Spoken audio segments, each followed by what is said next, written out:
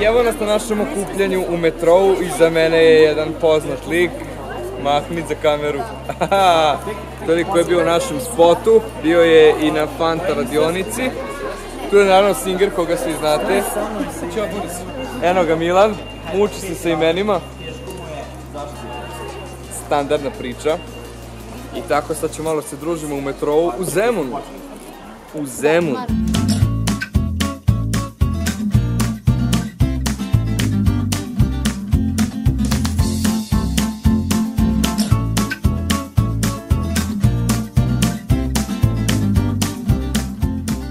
Šta imaš da kažeš za moju kameru lepu?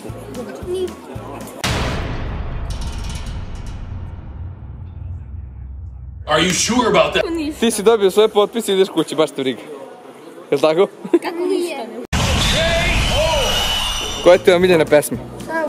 Nemam, sva su mi omiljene. Todore, koji je te omiljeni film? Nije.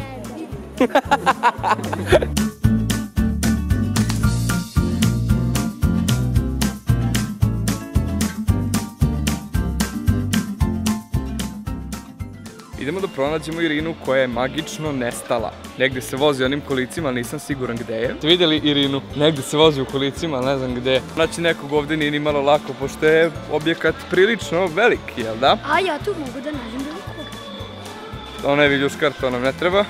Da vidimo gde bi mogla da bude Irina u kolicima. Možda je sa desne strane. Ajmo da vidimo tamo. Da li se Irina ovdje nalazi? Tražimo Irinu u kolicima i dalje nismo pronašli. Ja tebe tražim sve vreme. Ja, Irila, skontao sam šta se događa s mojom kamerom. Svaki put kada hoću da fokusiram na ovo dugme, on zaustavi snima kako stigne. To je baš divno. Dame i gospodo, naš Lazar je napravio ovo.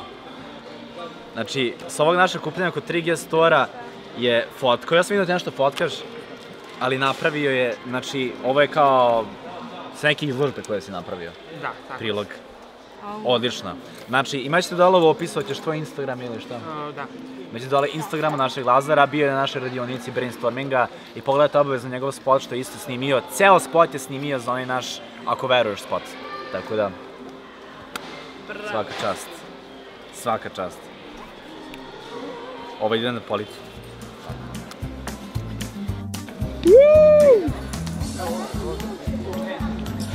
Super su ti patike.